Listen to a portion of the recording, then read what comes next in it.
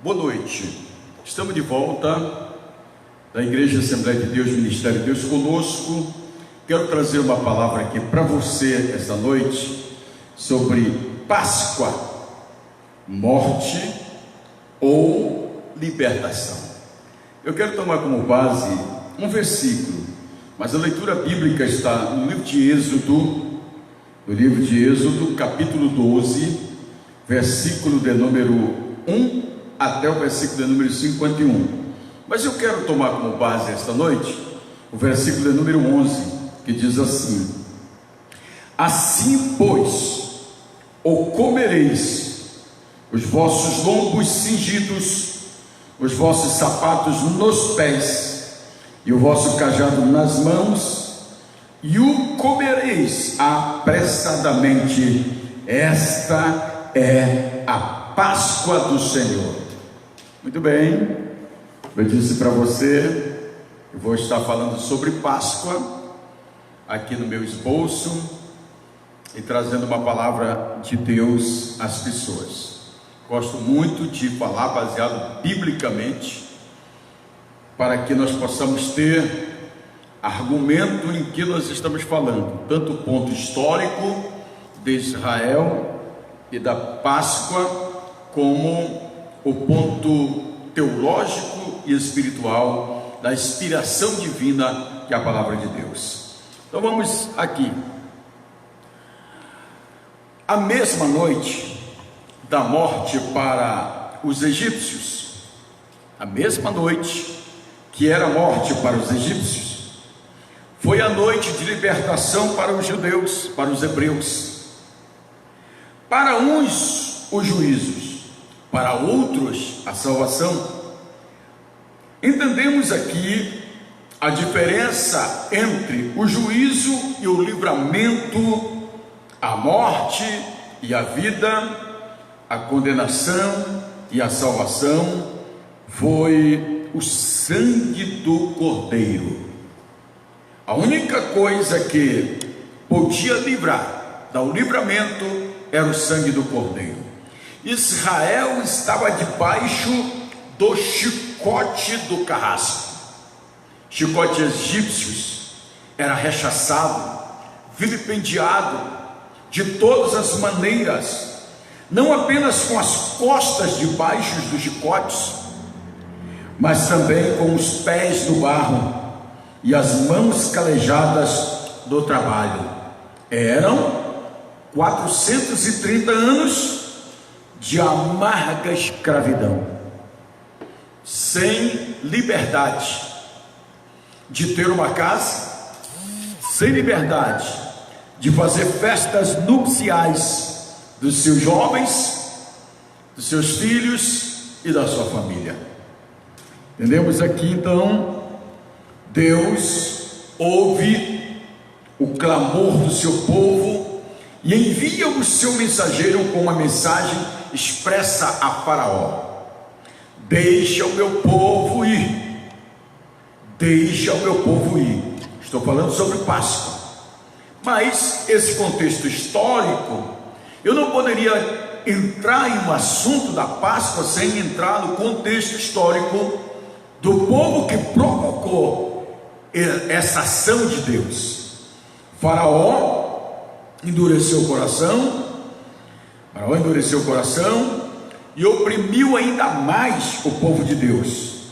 Deus enviou dos céus 10 respectivas pragas, exerceu juízo sobre todos os deuses do Egito, quebrou o orgulho de Faraó, fez abalar as pirâmides milenar, e tirou o seu povo do cativeiro com mãos fortes e poderosas. Para isso, ele quebrou o jugo do orgulho de Faraó. Entendemos então que Deus ouve o clamor do seu povo Israel. O golpe final de Deus foi a matança dos primogênitos. Aquela era a 10ª praga, o único meio da salvação daquele dilúvio de juízo era o sangue do cordeiro. Era apenas o sangue que ia servir de lenitílio, antídoto para libertar da escravidão. Não havia outro meio de livramento. A morte visitaria palácios, visitaria as chupanas, visitaria os pobres, os ricos, os velhos e as crianças. O anjo do juízo de Deus passaria a meia-noite onde encontrasse o sangue. Onde encontrasse o sangue, passaria por cima. Passaria por cima. Mas onde não visse o sangue, o primogênito morreria implacavelmente. Essa era o juízo de Deus para toda aquela nação e para aqueles que não cumpriam os preceitos de Deus. Agora entendemos aqui, a Páscoa foi o dia da independência de Israel. O dia da independência de Israel. Você que está me ouvindo aí agora, ao vivo, dá uma curtida para a gente dar continuidade, que eu estou falando sobre a Páscoa, morte ou libertação. Glória a Deus. A Páscoa foi o dia da independência de Israel. Na noite de terror dos egípcios vilipendiando seus súditos, que eram judeus, escravos, famílias escravizadas. Foi a noite de terror para eles. Deus age com rigor. O rigor de Deus foi quando Deus estabelece a noite de morte, a noite de angústia, a noite de choro, a noite de terror para os egípcios. Deus estabelece a noite de libertação para o seu povo. A mesma mão que feriu uns, resgatou outros. A Páscoa não apenas trouxe a unidade para Israel, mas trouxe a salvação para os seus filhos, mas também libertação do cativeiro, do cativeiro de Israel. Entendemos então aqui, Israel se tornou livre para servir a Deus com fidelidade. Se tornou livre. Glória a Jesus. Entendemos aqui um dos primeiros passos que eu quero trazer para você. Qual é a mensagem da Páscoa hoje para nós? Qual é a mensagem da Páscoa? A Páscoa marca um novo começo para o povo de Deus. A Páscoa marca um novo começo para o povo de Deus, um novo calendário, uma nova vida. O capítulo 12 do Êxodo é talvez o mais solene e importante de todo o Velho Testamento. Ele registra a instituição da Páscoa, o sacrifício da Páscoa, inaugura um novo calendário. Este mês, diz a Bíblia, verso 2 do capítulo 12: este mês vos será o principal de todos os meses. Era o mês mais importante, era o mês mais especial para o povo judeu. Glória a Jesus. Ai, Jesus, desculpa aí. A Páscoa trazia também para os judeus. O mundo pensa que quando uma Páscoa se converte, ela perde a vida. Ela perde a vida. Mas a conversão não é o fim da vida, é o fim da escravidão. Ali estava acontecendo o final da escravidão do povo de Israel. Ser cristão é deixar o Egito.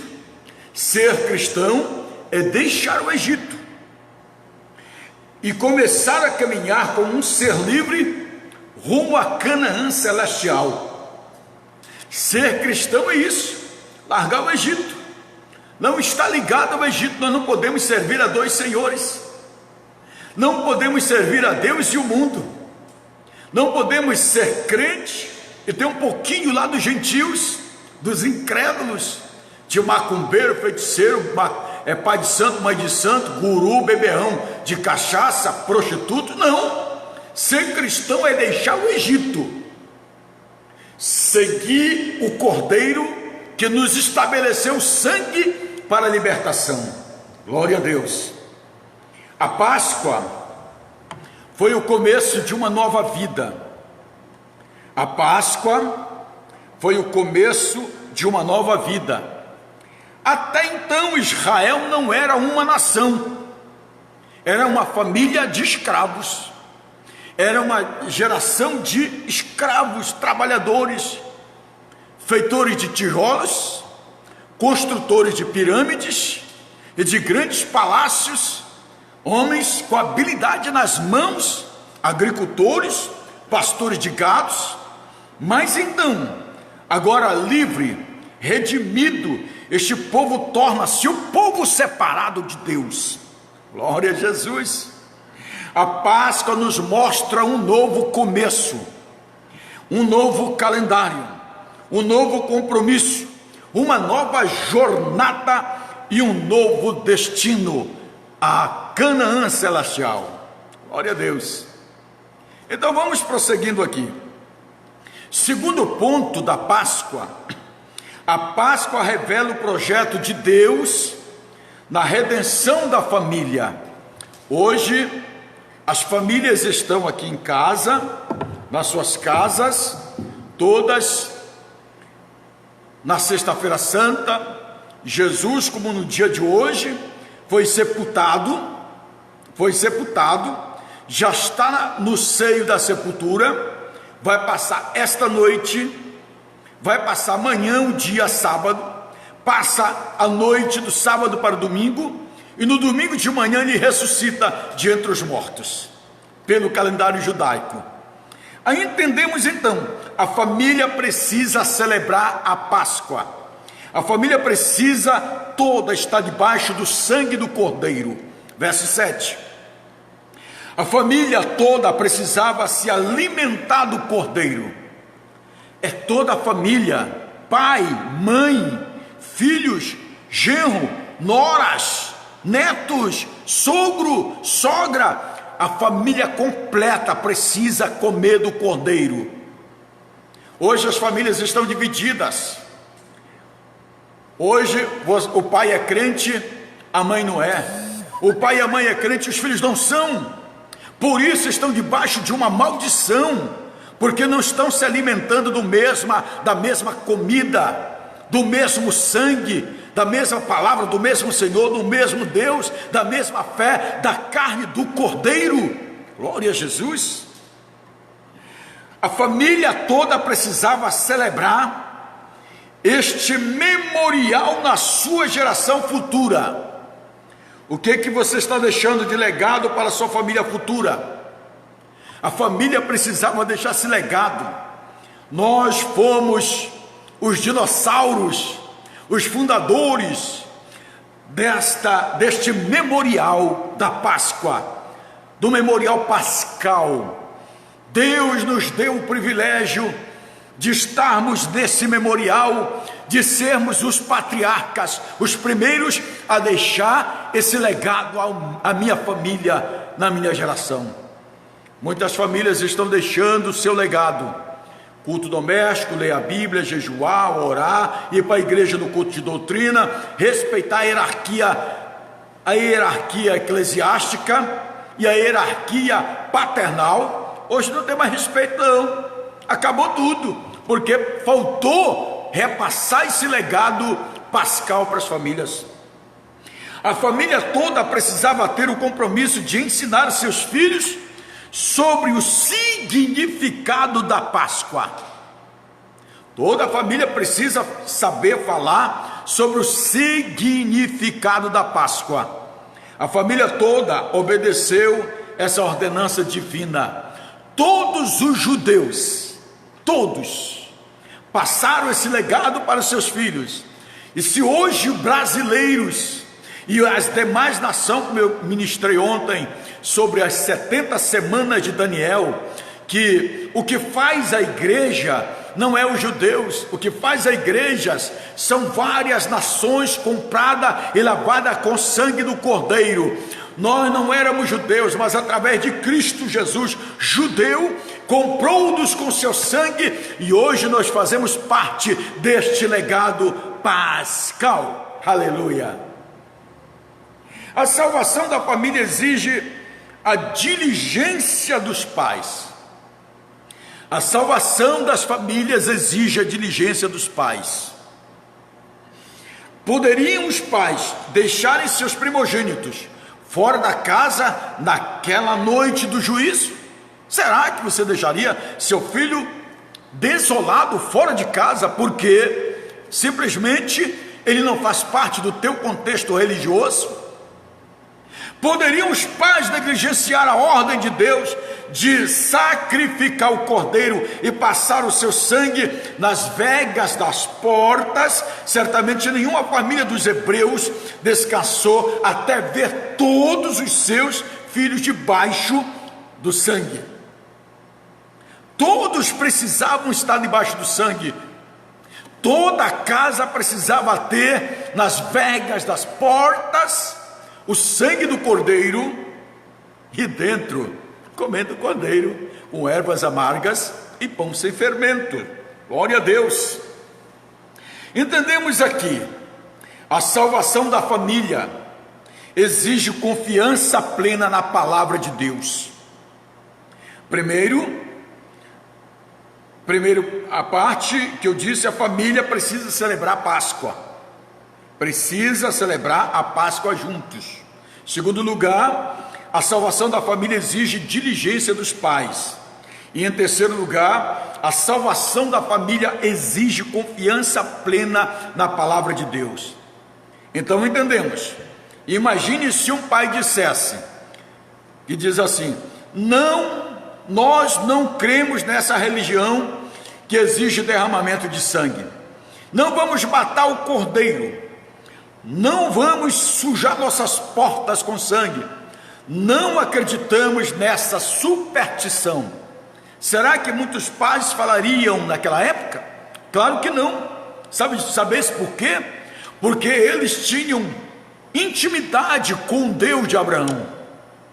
Então, eles não se atreveram. Mas hoje, por exemplo, se as pessoas colocassem, dissessem assim: você precisa ficar dentro da igreja, orando e jejuando, lendo a Bíblia, consagrando, para que Deus possa dar proteção à nação. Ninguém fica, está todo mundo querendo ir para fora, está todo mundo querendo ir para a rua, todo mundo querendo subir monte, descer vale, não obedece mais a voz de Deus, não obedece mais o seu pastor, não obedece mais a palavra de Deus.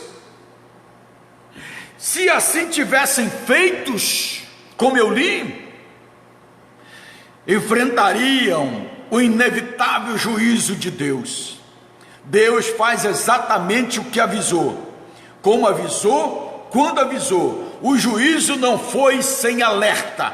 Quem creu foi salvo, quem não creu foi condenado. Deus, antes de trazer o juízo na terra, Ele avisa ao seu povo, Ele avisa ao mundo, Ele avisa a todos. Antes dele destruir a comunhão de Adão entre o Éden e Deus, Ele disse: se tu comeres dessa árvore, tu pecarás, nelas tu morrerás. Tu morrerás e consequências trágicas vão acontecer. Antes de Adão morrer, Deus avisou. Depois vem Noé. Disse: Noé, constrói uma arca, porque eu vou trazer um dilúvio. Antes de Deus trazer o juízo, Ele avisou Noé. E Noé avisou a todos. Ninguém acreditou e o dilúvio veio. Depois Deus disse: vou destruir Sodoma e Gomorra. Mas mandou 2 anjos avisar. Avisou a cidade e avisou também a família. Ló foi prudente e obedeceu a sua esposa, desobedeceu, foi transformado em uma estátua de sal, e a cidade de Sodoma e Gomorra subvertida pelo juízo de Deus. Então, antes de Deus trazer o juízo, ele avisa antes. Aqui ele avisou que ia matar os primogênitos, e quem não tivesse sangue nas vergas das portas, seus filhos seriam mortos, sua família teria luto, seus pais seriam pais chorando a causa de morte dos seus filhos. Agora imaginem, nós temos que acreditar na palavra de Deus. Imagine se um pai dissesse: não queremos que o sangue seja passado nas fronteiras da casa, vamos passá-lo atrás, ou por dentro da casa, onde ninguém possa ver. Eu não quero na minha casa que a minha casa seja diferente. Não quero que minha casa seja diferente das casas dos egípcios. Se assim fizesse, aquelas casas teriam sido visitadas pelo anjo da morte. Aqueles que se envergonharam do sangue do cordeiro não podem ser salvos pelo cordeiro. Quando eu disse para vocês que quando Deus diz assim, tem que passar e ficar dentro, comer juntos com a família, tem que fazer isso. Se ele dissesse: eu quero que passe na frente, não atrás, tem crente passando atrás, tem crente usando de anedotas, vendendo sal branco, vendendo óleo, vendendo lenço, toalha, vendendo cura, vendendo o próprio evangelho, vendendo oração, está vendendo tudo, está pelo lado de trás da casa, está ficando lá de fora. O anjo da morte vai passar e vai ceifar quem não estiver amparado no sangue do cordeiro. A comunhão, em quarto lugar, a comunhão das famílias forma a grande congregação do povo de Deus. Versículo 3 e o versículo 6 do capítulo 12 de Êxodo. Embora havia muitas famílias, era apenas uma congregação. Quando nós reunimos, Deus nos vê individualmente como parte do seu corpo, a igreja, mas somos membros uns dos outros. O que faz de Israel uma nação, uma congregação, um povo, foi o sangue do Cordeiro. Nosso vínculo é o sangue. Veja bem, Deus estabeleceu famílias. Se a tua família for pequena, convida teu vizinho. É isso que a Bíblia está dizendo.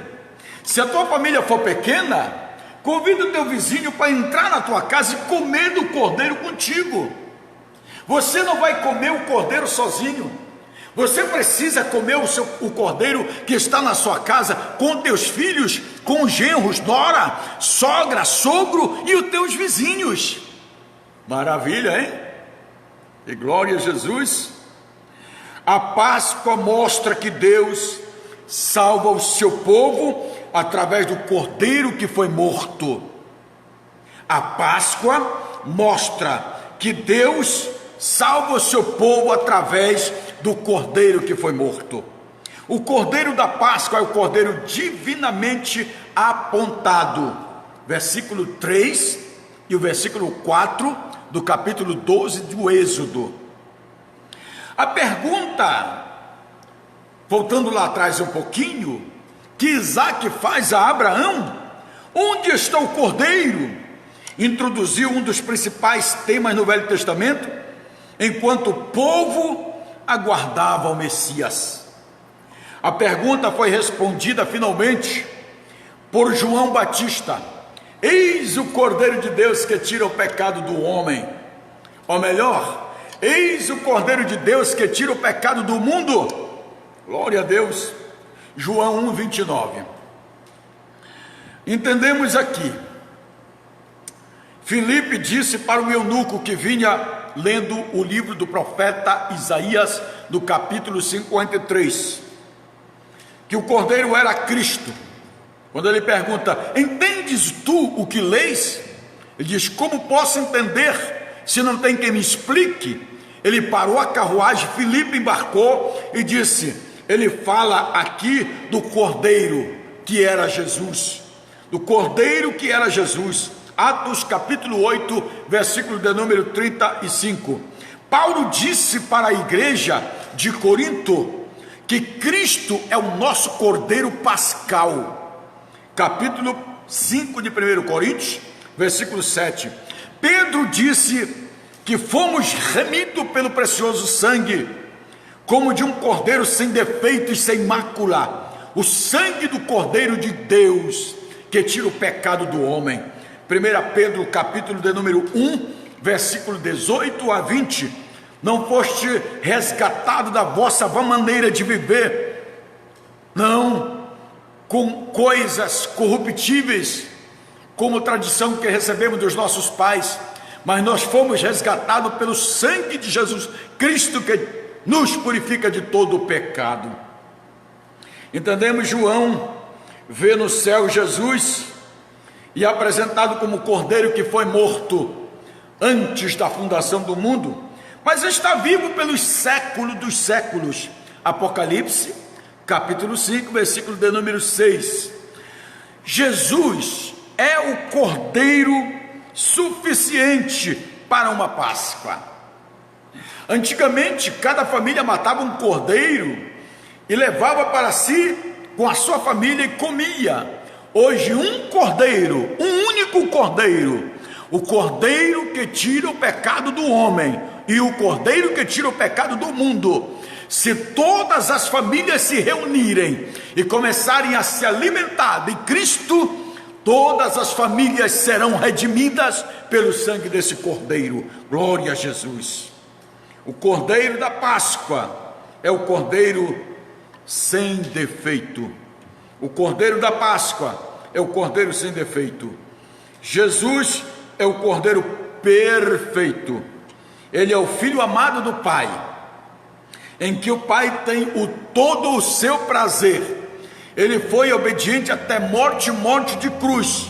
Ele não escociou seus algozes.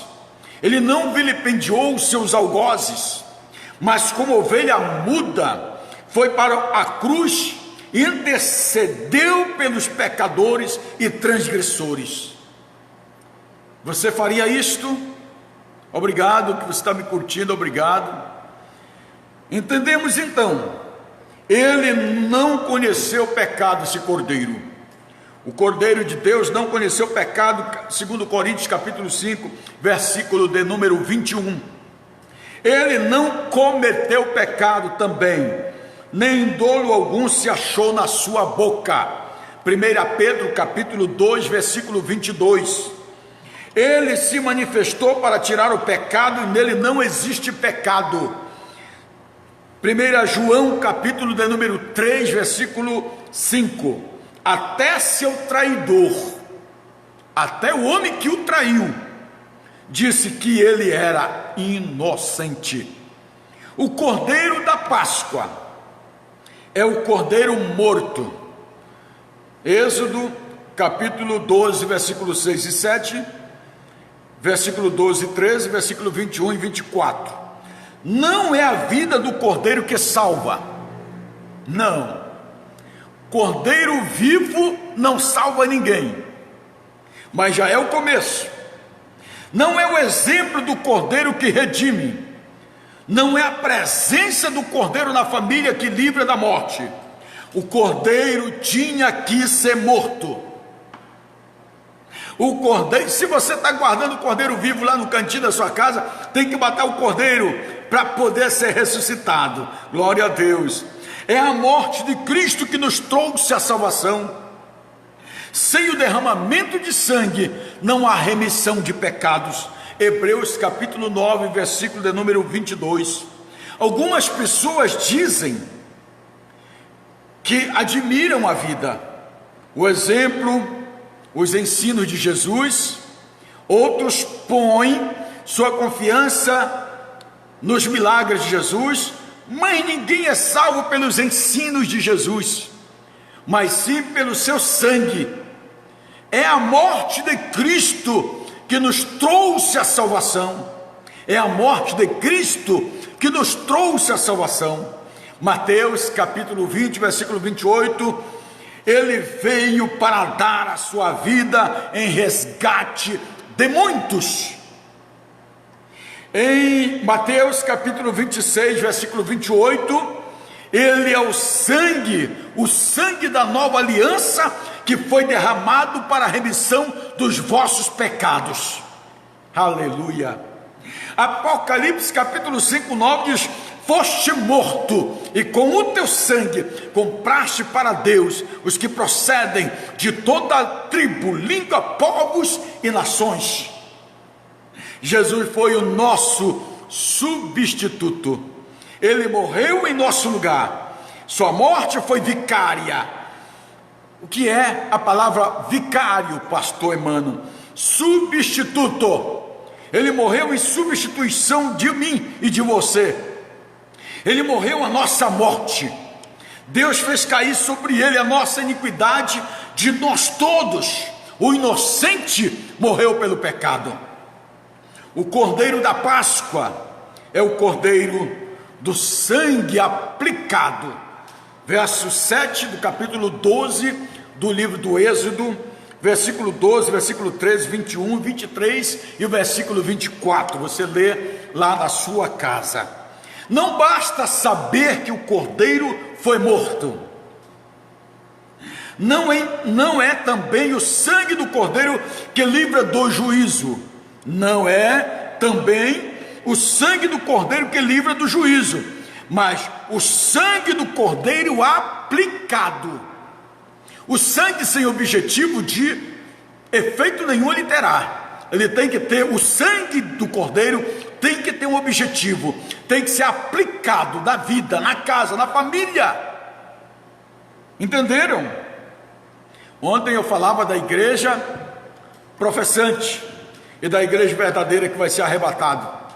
Tem muitas pessoas que professam, mas não seguem.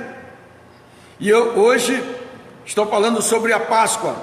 Deus fez cair sobre eles a iniquidade de nós todos.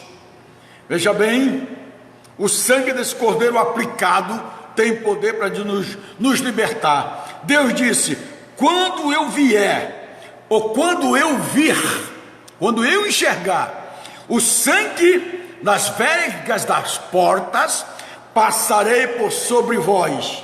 Passar por cima. O nome Páscoa significa passar por cima. Páscoa, tá, queridos? Versículo de número 13 do capítulo 12 do Êxodo. Eu estou no capítulo 12 do Êxodo. Vai lá, curte lá que nós estamos ainda aplicando o conhecimento pascal. A propiciação da expiação precisa ser pessoal. Olha, a propiciação da expiação do cordeiro precisa ser pessoal. Cristo me amou e a si mesmo se entregou por mim. Gálatas 2:20. O sangue é sinal de distinção. O que distingue os egípcios dos israelitas naquela noite do juízo era o sangue. O que distingue a minha vida dos gentios, a tua vida dos gentios, a vida da igreja, daqueles que não são igreja, é o sangue do Cordeiro de Deus que tira o pecado do mundo. Glória a Jesus. Linda palavra. Os que pertencem à igreja dos comprados pelo sangue da redenção, e aqueles que ainda estão debaixo de seus pecados, o que vai importar naquele dia não é a sua religião, não é a sua obra, não é os seus méritos, não são os seus dons espirituais, mas se você está ou não debaixo do sangue do Cordeiro. Oh, glória a Deus! O sangue é sinal da salvação. O sangue distingue quem eu sou, e o sangue vai trazer para mim um sinal da minha salvação. Onde o anjo da morte vai, o sangue não entrava. Onde o sangue estava passado das vergas da porta, o anjo da morte passava direto. Aqui já foi realizado o juízo, aqui a obra já foi feita. Sangue simboliza que algo já foi sacrificado. Sangue nas vergas das portas, a morte, o anjo da morte já ia dizer: aqui alguém já morreu por alguém. Está me entendendo? Não preciso mais matar ninguém, porque aqui já foi morto alguém. A marca do sangue está nas vergas das portas.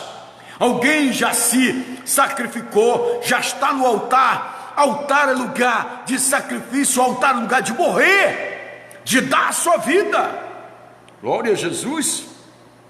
Só o sangue do Cordeiro retinha a espada do juízo. Os filhos de Jacó não eram os melhores, nem mais hábeis, nem mais santos, nem mais justos. O que os distinguia de todos os egípcios era o poder do sangue aplicado nas vergas da porta, e eles para o lado de dentro, com a família, comendo o cordeiro com ervas amargas e pão sem fermento. Olha aqui, quem está debaixo do sangue do cordeiro está justificado.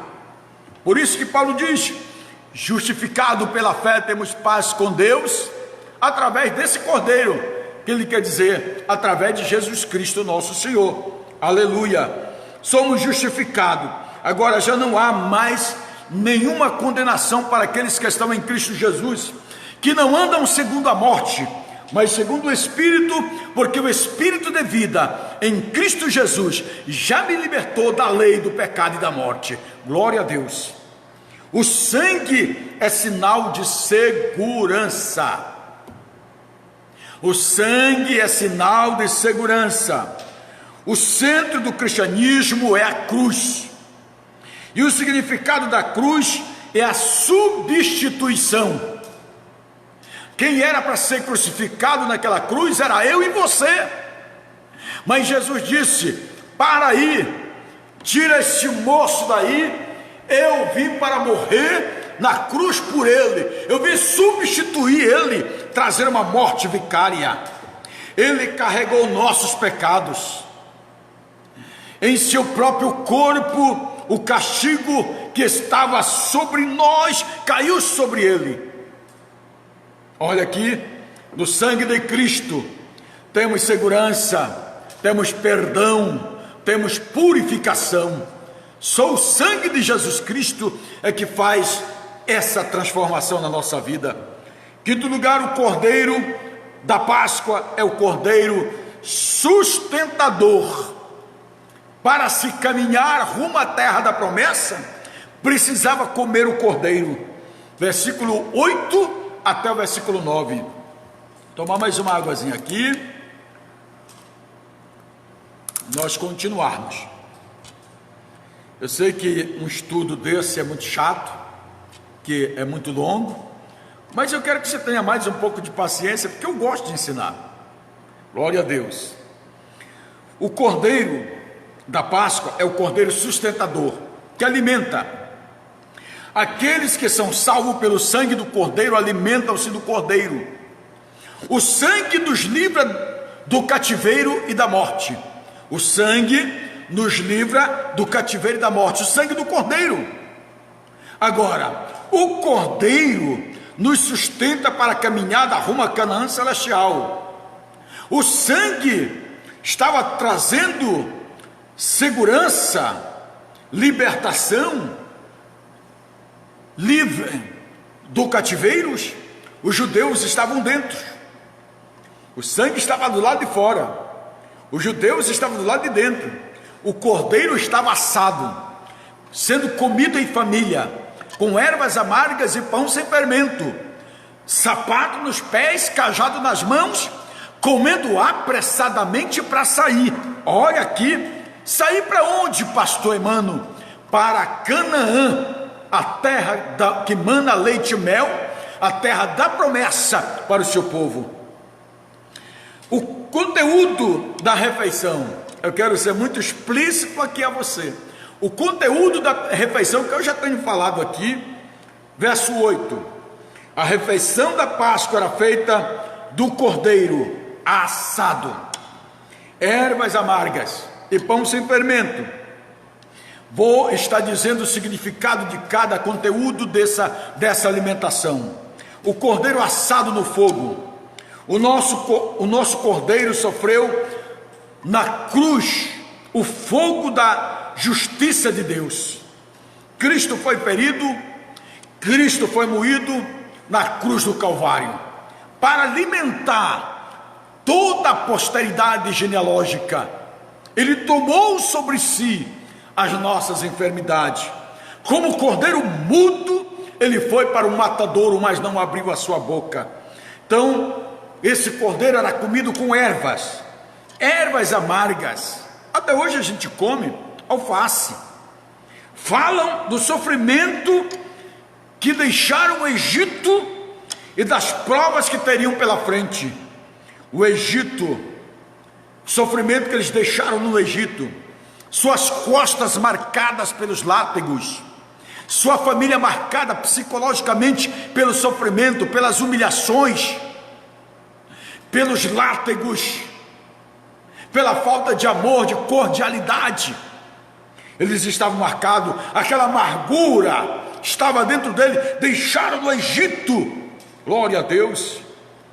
Em Mateus 16 e o versículo 6 e 12, o pão sem fermento. O fermento é o símbolo da impureza. O fermento é o símbolo do pecado, ocultos. O fermento é o símbolo do falso ensino da palavra de Deus.